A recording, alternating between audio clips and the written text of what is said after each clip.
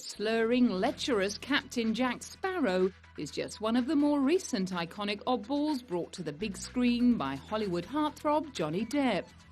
Before him came a string of misfits and loners like Edward Scissorhands, Ed Wood, Raoul Duke and Donnie Brasco, all of which brought him critical acclaim but little commercial success. Having made an early career decision only to play roles that pleased him, he chose not to accept lead roles in Interview with a Vampire, Speed, The Matrix and Titanic. Mercifully, 2003's Pirates of the Caribbean, Curse of the Black Pearl turned out to be a blessing, delivering $653 million worth of box office treasure and earning him his first Oscar nomination. More importantly, Johnny was having a ball with a character he based on Rolling Stones guitarist Keith Richards. Oh, I mean, it was amazing. Good time, you know, developing the guy, finding the guy, and then ultimately being the guy. It was really a blast from start to finish. I mean, so much so that I really missed him, you know, at the end. I went through like a period, you know, like a couple of months where it was like, yeah, it's like decompression, depression. Swashbuckling his way through the Jerry Bruckheimer maritime extravaganza, he got to share the adventure with the likes of Keira Knightley, Orlando Bloom and Geoffrey Rush. The experience was, you know, it was like almost criminal because it was so much fun, you know. There were moments where we look at one another and, you know, sort of be like, can you believe we actually get to do this, you know? This is what we're doing, like, for a living, you know? Yeah, it was really wonderful. Luckily, he only had to wait another 2 years to don the eyeliner and pirate outfit and embark on the next action-packed mission to find the dead man's chest. The sequel became the fastest film to make $1 billion at the box office. Not bad, considering the amount of larking around that had taken place on set. You wouldn't do the full Jack Sparrow if the camera was on you. As soon as the camera turned around, it's like you couldn't give him the off-camera lines because you were laughing too much. I think there'll be a lot of outtakes of just everybody pissing themselves in the middle of the scene. For all the fun and frolics, however, it was clear that Johnny was taking his approach to the character very seriously. With Captain Jack specifically, one of the main deals for me was, you know, how did Bugs Bunny do it? You know, like how do you? Where's the character that a 5-year-old can enjoy and an 80-year-old can enjoy and a hardened intellectual, you know, can enjoy? And so that's where I was attempting. And according to Oscar winner Geoffrey Rush, he'd more than nailed the brief. The sort of work he's done over the last 10 or 15 years, from Ed Wood to Edward Scissorhands to, you know, he goes off and does J.M. Barrie and Finding Neverland. I mean, he is an actor's actor. It's a long time since we've seen that kind of extraordinary versatility that has now reached and found its kind of fruition in a big, popular, mainstream summer popcorn movie. And I love that because that really helps raise the bar. The bar was raised again in the third installment of the franchise in 2007, which brought the real-life inspiration for Captain Jack Sparrow into the fold to play his father. Despite Keith Richards' lack of acting experience, Johnny was impressed with the aging rocker's form. It was amazingly normal and calm and right. You know, Keith came on and was beautiful. He was totally professional, perfect. You know, came in, knew his words, did his bit.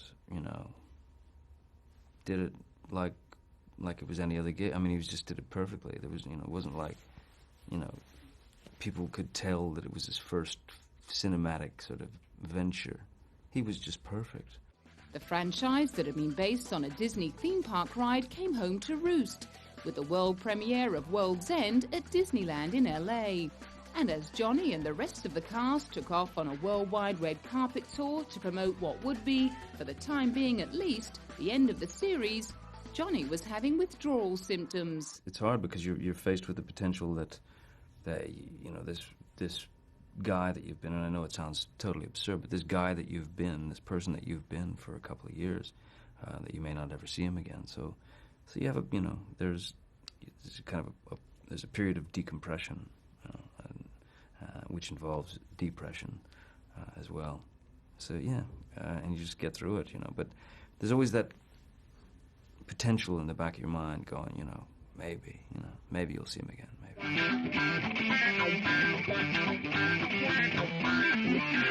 In between all the staggering and swaggering of the Pirates of the Caribbean series, Johnny has continued to test his highly regarded versatility as an actor. In 2003, he shared the screen with Salma Hayek in the Robert Rodriguez romp Once Upon a Time in Mexico. Cast as a corrupt CIA agent who tries to control Mexico's fate from a mobile phone, he got yet another opportunity to indulge his love of character roles. It was the first time I've ever done a film where I actually went to the director at the end and said, "Are you sure there's nothing else we can shoot? You know, I'd really like to stay." You know, I really had a good time. Yeah. Flushed from the success of the first Pirates movie and Once Upon a Time in Mexico, he jumped genres again, opting to play a depressed best-selling author in the thriller Secret Window, an adaptation of Stephen King's novella. For Johnny, it was all about the script. It's very rare that you get the opportunity to read a script that within the first 4, 5, 6 pages you have a pretty serious emotional investment into the thing, you know, and you continue reading, and page after page, you know, you're convinced you're going this one direction, you know, the writer's leading you down this path, and then, you know, all of a sudden he takes you somewhere else and you didn't see it coming. The same could perhaps be said of Johnny's acting, according to his co-star, John Turturro. He's a real character actor who's in the body of a leading man. And that's not unusual, and he's got his own route. And I think, you know, I think he's actually gotten better as he's gone on, too. And I think he's someone I could work with, like, again and again. It's fun to work with him. Then it was back to the Venice Lido to celebrate his turn as Peter Pan author J.M. Barrie in Finding Neverland alongside Kate Winslet. It brought him his second Oscar nomination in 2 years, despite the fact that for once, Johnny's famous ear for accents had almost failed him. It was one that was really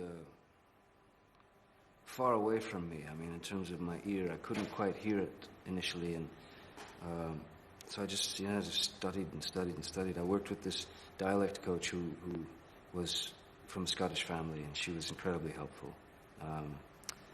Yeah, because I tend to approach that kind of thing as a musician, you know. I learned how to play by ear, so it's all, I take it down as sort of musical notes, and I couldn't find the music initially. Clearly, it all worked out well in the end, and the film's director Mark Foster was the first to praise Johnny on his approach to his career. I think, Johnny Depp is a person who never chose his performances for box office or to be a huge movie star. He always chose it because he loved the part and he wanted to do the part. So that's why he chose the performances he did in his life. He chose to play another British writer the following year in The Libertine. This time he took on the role of the second Earl of Rochester, who once described himself as the wildest and most fantastical of man alive. Known as the muse and mentor of 17th century stage great Elizabeth Barry, John Wilmot made his own direct contribution to the arts. For me, Rochester was a great poet, you know, and an overlooked poet, you know, who's really, really important in terms of British literature, or in terms of literature itself. But he was kind of overlooked because he was written off in a lot of ways as a satirist or a pornographer or whatever. He was a guy who was, I think, probably at least 200 to 300 years ahead of his time. And he hadn't done with playing writers yet. In 2008, he was persuaded to reprise the role of controversial author Hunter S. Thompson in a new film by Alex Gibney. Johnny had first portrayed the self-destructive author in the 1998 film Fear and Loathing in Las Vegas, and Gibney was determined to secure his services as narrator of Gonzo, the life and work of Dr. Hunter S. Thompson. You know, he has a deep affection for Hunter. He lived with Hunter in the basement of his house for, over a month. And there's a kind of psychic bond between them. They both come from Kentucky. So he inhabits Hunter like nobody else. Having spent years on the periphery of commercial success, Johnny had suddenly become one of the highest paid actors in the business. He was having trouble coming to terms with all the attention. Confused. It's weird. I mean, like the sort of, the Screen Actors Guild Award and various nominations and things like that. Although on one hand it's a great honor, it truly is. But when that kind of thing arrives, it's sort of it felt like it came out of nowhere. I mean, out of left field, because all I've been doing is really just focusing my attention to the work, and then so you're focused on this thing, and suddenly someone comes in and says, "Hey, they want to do this thing at the AFI, or the hand and feet ceremony at the Grauman's." It's like, what I'm doing this, I don't understand. In terms of me, it didn't make sense. None of it makes sense. But what do I know? One thing he obviously does know is how to play outcasts. And in 2009, he chose to play a real-life 1930s gangster in Michael Mann's biopic of John Dillinger, Public Enemies. The shoot-'em-up blockbuster threw up lots of opportunities to let off steam. It's like you get a bunch of grown men into a room with a bunch of machine guns, and you suddenly become, a child again.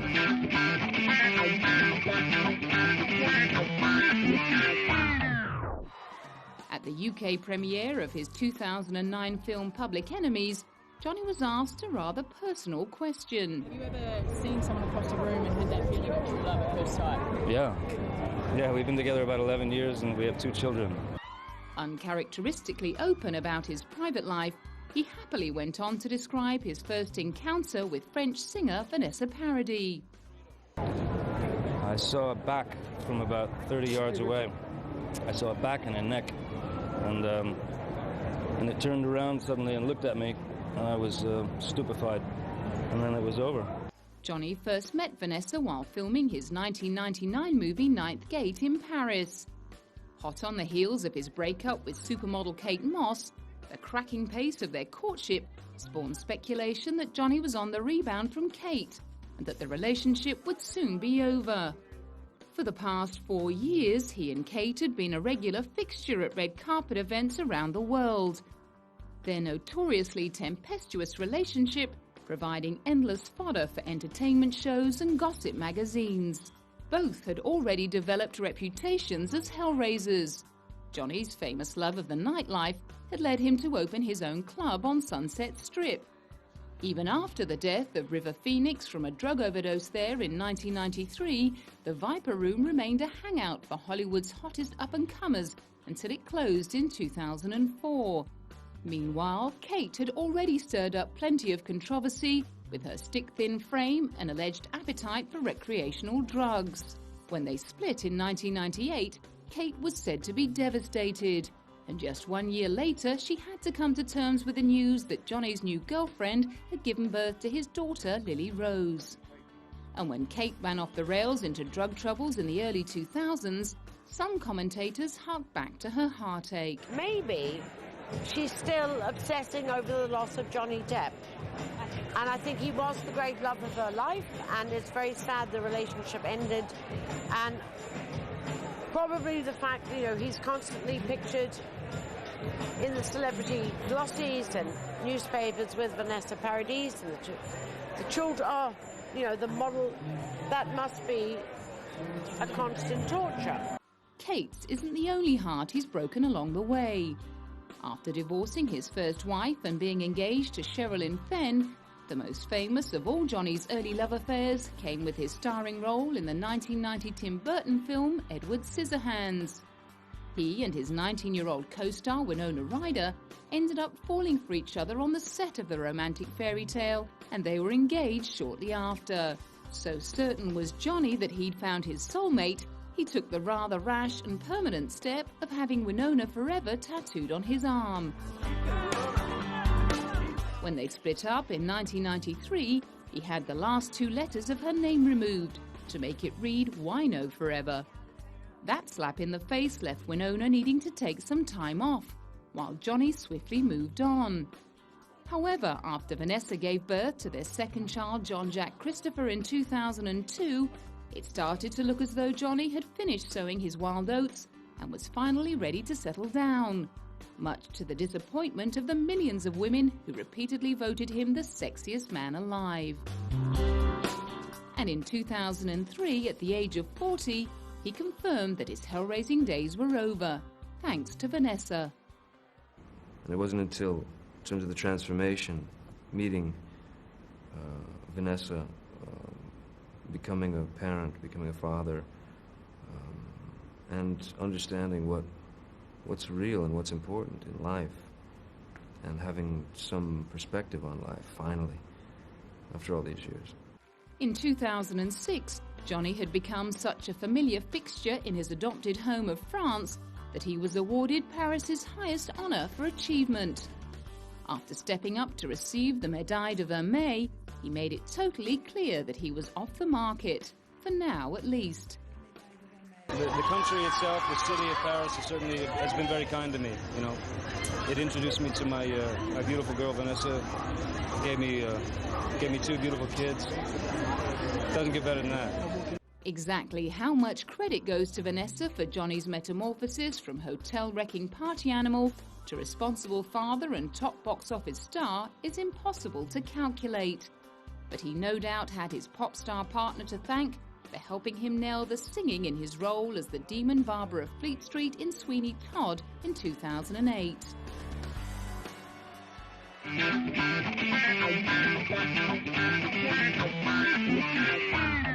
The big screen version of Stephen Sondheim's famous stage musical Sweeney Todd is just one in a long line of Tim Burton films that Johnny has starred in. Their collaboration began way back in 1990 with Johnny's breakthrough role in Edward Scissorhands. Set in suburban Florida, the film about a boy created by an inventor and left with scissors for hands is widely viewed as an interpretation of Tim's own childhood. He went on to cast Johnny as a misunderstood outsider in a host of subsequent movies like Ed Wood, Sleepy Hollow, and the ghoulish animated comedy The Corpse Bride, which used a similar style of stop animation and computer effects to his 1993 film The Nightmare Before Christmas. At the Corpse Bride premiere in Toronto, Johnny commented on his relationship with the director. I think we have similar sort of, similar outlook on things, kind of similar understanding of things, similar sense of humor, you know. And it was kind of, you know, there was a connection that was very hard to describe even back then on Scissorhands, you know. It was just there instantly. So, I don't know. It's hard to explain. The same year, they collaborated on a big-budget remake of the Roald Dahl children's classic Charlie and the Chocolate Factory. And at the film's Tokyo premiere, Tim returned the favor. Well, I mean, ever since, I met Johnny on Edward Scissorhands, and then each time has just become more amazing because, he's like, a person who likes to put on funny costumes and act strangely, and that's what I love to work with. He's amazing that way. Critics have often commented on the similarity between the pale-faced, curly-haired director and the characters that Johnny plays in his films, suggesting that Johnny has become Tim's on-screen surrogate. It seems they certainly share a childlike enthusiasm for life, an attribute that came in very handy in Johnny's preparations to play larger-than-life children's character Willy Wonka. I think I started making those choices with the idea that I would do exactly what I wanted to do, the way I needed to do it, to leave something behind when I evaporate, for the kids, something that hopefully, at least for a period of time, they could watch these films and go, yeah, Dad was trying something there, something that hopefully they could be proud of one day. It wasn't only the kids who appreciated his big-toothed, wide-eyed rendition of the mythical Chocolate King. He also impressed his veteran co-star, Christopher Lee. He's a great, great actor. Of his generation, he's number one. The film also co-starred Tim Burton's wife, Helena Bonham Carter. And 2 years later, they were playing Happy Families again on the set of Sweeney Todd. The tale of a vengeful barber who slits the throats of wealthy customers and disposes of their bodies in meat pies made for an interesting challenge. But Johnny didn't let the fact that he'd never sung before stand in his way. There was a lot that appealed to me. First and foremost, that it was a Tim Burton film. The opportunity to get back in the ring with Tim. Second, that it was Stephen Sondheim's brilliant masterpiece. Third, there was the possibility that, it might work, it might not work in terms of me as singing the part. So there's always the interesting thing is the idea of challenging yourself as an actor. Having worked with Johnny so many times before, Tim was more than happy to take a leap of faith. Well, I just had a feeling, and I didn't know if Johnny could sing or not, but he said he thought he could, and that was good enough for me. And then, he sent me some music, and it was beautiful. And so it was interesting to work with actors who aren't singers in a very difficult musical. So I think they all did a really beautiful job. Meanwhile, Helena, another musical first-timer, was also full of praise for Johnny. He has got an uncanny ability to make anything cool. He is a hip person, Johnny, And his choices are always really clever, And he's made, like when I heard his recordings, it's got a real modern feel, a sort of rocky kind, not rocky, pops, but it's got a slight rock modern. He's got a real touch with a contemporary. And he's a really funny mixture, Johnny, as a person, because he's got both high culture and pop culture. He's a real mixture of both. And he's very cultured, but it's just completely eclectic. And so he just knows what to draw on. The Academy of Motion Picture Arts and Sciences agreed and awarded him yet another Oscar nomination for Best Actor. Earlier in the year, it had been Johnny's turn to hand out the honours. At a ceremony in Venice, Tim was delighted to be handed a Lifetime Achievement Award by his favourite leading man. Well, it's great. I mean, it's really, really nice because I obviously have we've done several movies together. I really enjoy working with him, and, he's become a friend, and he's just a great person to work with because it's always surprising, always new, and on this movie, he's gone to another level and sings in the movie. So, I mean, it's always something amazing and different. For Johnny and Tim, the next amazing and different thing would be Tim's 3D version of Lewis Carroll's classic novel, Alice in Wonderland. Along with Helena, Alan Rickman, Anne Hathaway and Mia Wasikowska, Johnny put his hand up to star in the ambitious project, which Tim hoped would help audiences connect with Alice and her Wonderland as never before. Although there have been many rumours over the past few months, one film Johnny is adamant he won't be starring in anytime soon is a biopic of the late king of pop, Michael Jackson. I have great respect for what he's done in his work over the years, certainly a real genius. As far as playing him in a movie, that's such an obtuse rumor that I never had the pleasure of cultivating. It's not my idea,